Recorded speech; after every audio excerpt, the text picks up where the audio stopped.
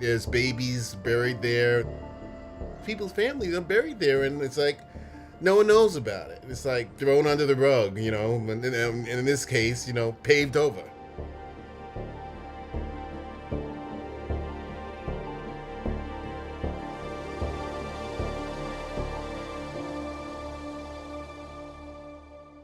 My great-great-great-great-grandfather was a slave. Right. Was a slave. His mother was a slave. Children in my family were slaves. And I just think it should be recognized.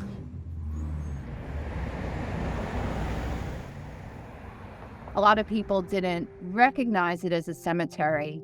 The city knew it was. It was on many municipal maps going back to the 1870s at least. And indeed, the New York City Planning Commission had it on the map as recently as 2018, zoned within a commercial district.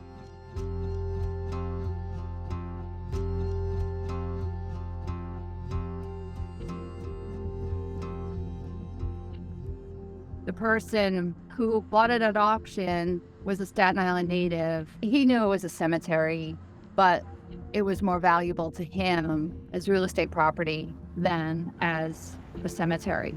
So it was originally turned into a shell station by his cousin in the early 1960s, and then it went from a shell station to the strip mall that it is today. And I know most people will say, well, that's in the past. But the past is also in the present. But if you don't fix the past, you'll deal with it in the present. But this is family, so it's personal. I feel it should be known.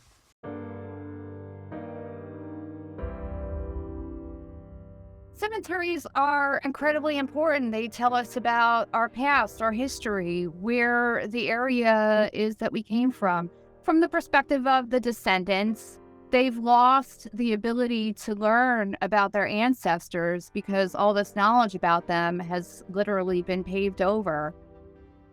And we have to be the ones to tell people that, hey, look, this is an American cemetery.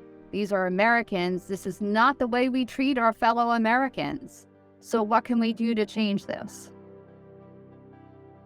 There are sites all around this country, certainly ones that I've seen on the eastern seaboard of the United States, where African sites or sites where enslaved and free African people have either fallen into disrepair or land was acquired, and despite owners even knowing that the site had been used as a burial site, the respect and the dignity is lost on others who possess these sites.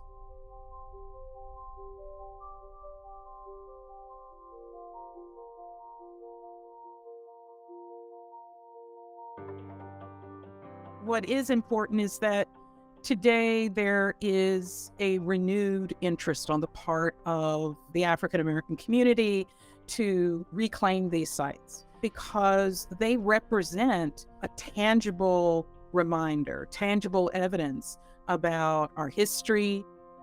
Archaeologists say that what defines us as human, in part, is how we bury our dead. Imagine a community that is in a society that deems them inhuman.